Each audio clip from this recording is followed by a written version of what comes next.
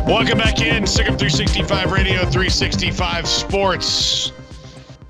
LSU had to play a game last night with 39 scholarship players, most of their coaching staff gone, using analysts and GAs, and just kind of a wild thing. Brian Kelly obviously takes over this morning. Not that he wasn't, but as far as everything else that a head coach does, he'll be the official head coach from now on out without the bowl game in the way. Mike Scarborough, our old friend, joins us now. And Mike, what were the reasonable expectations for that game last night, given the situation that LSU had, and especially with no quarterbacks available to them?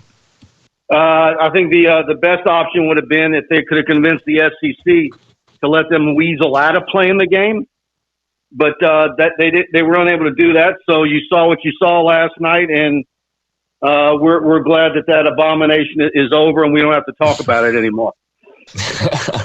Yeah, and rightfully so. Mike, what does just the state of LSU, I guess, how would you kind of describe the state of LSU's roster right now?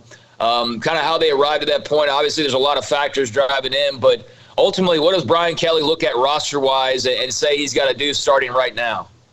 He said it last night, and it's kind of what we've been saying for weeks on all our shows is, he's got to go big transfer portal. You got to hope to see. Then you wait to see what the NCAA is going to do for next year's class. Is there going to be another plus number that's added to the 25? Because LSU is not the only school in college football that has these types of issues with the roster, and so is this going to be an ongoing thing where you get a +5, a +7? How's that going to work out? Because LSU now with the way their roster looks, number-wise, they're built for the Southland Conference and not the Southeastern Conference. Quarterback-wise, they're set on that position on the roster, though, right? At least for now with Miles Brennan, Garrett Nussmeier. Yeah, but in actuality, I think they have to get another quarterback. I'm not sold on Miles Brennan. We don't know what kind of shape he's in. We don't know if he can ever stay healthy for any period of time. And look, he's a great kid, covered him since he was a high school recruit. But in my mind, you don't count Miles Brennan. You don't necessarily look for another transfer portal quarterback right now. But maybe you hold out back a spot after you go through spring football practice and got a more look of a lay of the land. Saw earlier today where Austin Thomas is out at LSU. He was in a general manager type of role, and Baylor fans might recognize that name because he was briefly here in Waco. When Dave Aranda got the job, he brought Austin Thomas on, and then Thomas returned to LSU, but now out in the Brian Kelly regime. Your thoughts on that move, the role he played, and now Brian Kelly moving forward making that change? I asked guys at Baylor what did he produce there. No one can ever give me an answer. I asked friends that cover the Aggies. No one can give me an answer there. He was at USC for 3 months, came back to LSU. He's been LSU back and forth now, I think 3 or 4 times. So one thing I've always said about the LSU and all the analysts and so forth that are in the building, it's always feel like the 2 Bobs from Office Space need to show up and say, "Now, what is it you do here?" Yeah. But because there's so much duplication, there's nobody that they've all got these titles, and you still really don't know what they do on a daily basis. And I'm not saying that's the case with Austin Thomas. But there's one thing I do know with Brian Kelly, and I think probably goes back to his Grand Valley State days and talking to the guys that, run Irish Sports Daily, is that he watches every nickel and dime. And I'm told that when he looked at some of the contracts with assistant coaches that were handled by the athletic department, he said, no, from now on, those contracts got to come through me. So, while LSU's got a lot of money to spend and he's making $100 million, I don't think he's going to have a bunch of hangers-on hanging around the building like we saw under Orgeron. Orgeron's sideline looked like a retirement community. Mike, isn't that like outside of football acumen and recruiting and whatever, isn't that why you hire a guy specifically with the skill set of Brian Kelly, is to eliminate redundancy? Oh, it's got to be. I always have these visions, like if you would walk through the football office and you'd start opening doors, you'd open one door and there'd be a bunch of cigarette smoke, and you see a bunch of old codgers in there, former coaches at major schools who are now analysts, and they'd all be in there playing dominoes all day long. Yeah, I can see that. I can see that. Mike, what are they looking at in terms of already the damage done in terms of the NFL draft and more movement as far as the roster and kind of what to expect in terms of key losses headed into this offseason? Well, like I said, it's going to be transfer portal real big, and I think there's a couple of high school kids to watch out for. Jacoby Matthews at Ponchatoula, a high 4-star safety. You got Citizen, the running back at Lake Charles Prep. Danny Lewis, the tight end from New Iberia that they'll go after, I think, and bring in for a visit. Haven't offered him yet. He tight end committed to Cincy.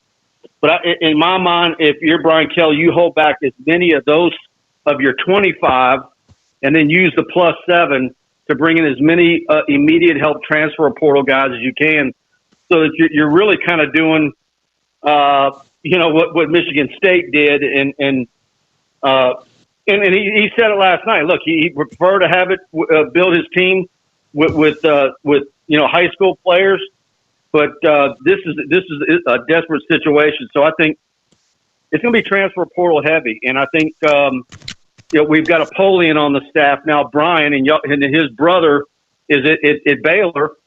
Mm-hmm. So we're already seeing him out extending offers to transfer portal kids and being very active. I think he's the point man for all of that. Yeah, we say all this, and it sounds all like bad news, but they do have a new coach. It's a $100 million guy who, again, is gonna create some excitement. What's the good news for them coming back out of this? What's left on the roster? Well, I just think, look, if you're a football junkie, and whether you think LSU at best can go 7-5 next season, I think there's a lot of people that will be okay with that, because they can enjoy the process.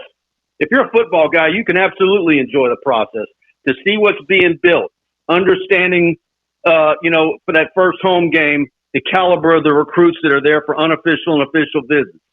How well were the camps attended this coming summer? Seeing kids start to, get coached up better at positions where maybe they weren't getting good coaching. So, then the commitments start coming in, and then I think that can get people excited. And all of a sudden, maybe you have some guys that are overachieving, and you win a game or two that you're not supposed to next season. To me, that's all you can ask for. Mike, your thoughts on the Dale Brown court becoming official? We had Tim Brando was very passionate about this, I know, for a very long time, but saw your retweets from the LSU basketball program and some of the videos and stuff. Just your thoughts on that, I guess, naming and the meaning behind it and the history with Dale Brown there in LSU. Well, Tim Brando's obviously owes a big part of his career to Dale Brown, and that's understandable. I think most people that had issues with Dale Brown and the way the program was left, you might have a percentage of them out there that still didn't like the idea of him getting the court named after him. But I think overall time has healed most of the wounds. I mean, look, Billy Cannon, those wounds were healed with him, and I'm personally I'm glad that happened for Dale. Before he passed away, he's getting up there. He's still very spry and healthy, so he might have a good many years left. But it was good to see last night. So they get a big win over Kentucky. That was the bigger deal of the night. And then tomorrow night, number 1 South Carolina comes in here, and everybody's pointing to that in a whiteout for Kim Mulkey hosting the South Carolina Gamecocks tomorrow night. So.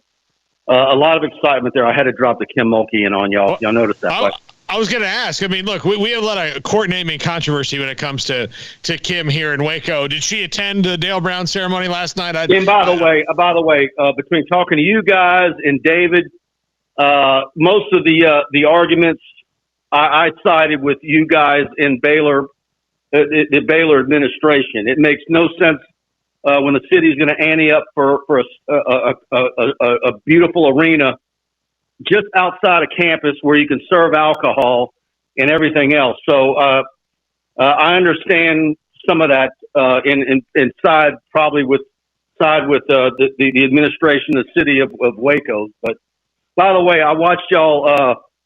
I was messaging Dave like, man, when are y'all going live? I was so excited for you guys winning that Sugar Bowl, and watched y'all's entire post game show late Sunday morning. Oh, thank you. We appreciate that. And Mike, you know this because you've been to the Sugar Bowl.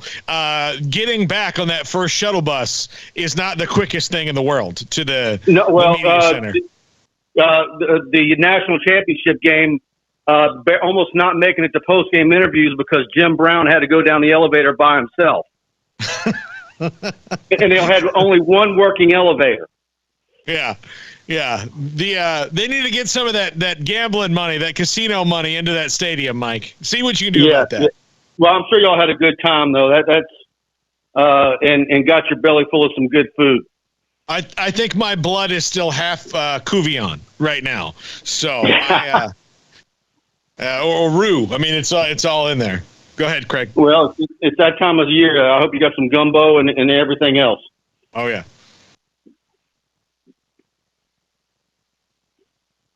You there? Craig, you there? We lost you for a second. I'm here. Okay. You got me? Yeah, I got you, Mike. I can't hear Craig. Craig was trying to say something, so yeah, I can't. Armstrong, do you hear Craig? Oh, there was. All right, well, Mike, Craig does have a question. We got a little technical issue. We're doing the show remotely today because of it's 2022 and we've kicked a couple positive tests, so we're kind of back and forth in the studio. So certainly thanks for hopping on with us. We'll fix out this technical issue. Certainly appreciate you being on the show. Enjoy what looks like it's going to be a pretty fun basketball run as well. Yeah, definitely. And again, congrats to Baylor on a great football season. A lot of LSU connections on that staff, and everybody on our message board, we were all pulling for the Bears. So congratulations, and give me a holler whenever you need. All right, thanks, Mike. That's Mike Scarborough, TigerBait.com. We'll take a break right here. We'll try to get Craig reconnected and back on. John Machota, DallasCowboys.com comes up next. This is Sick 'em 365 Radio, 365 Sports.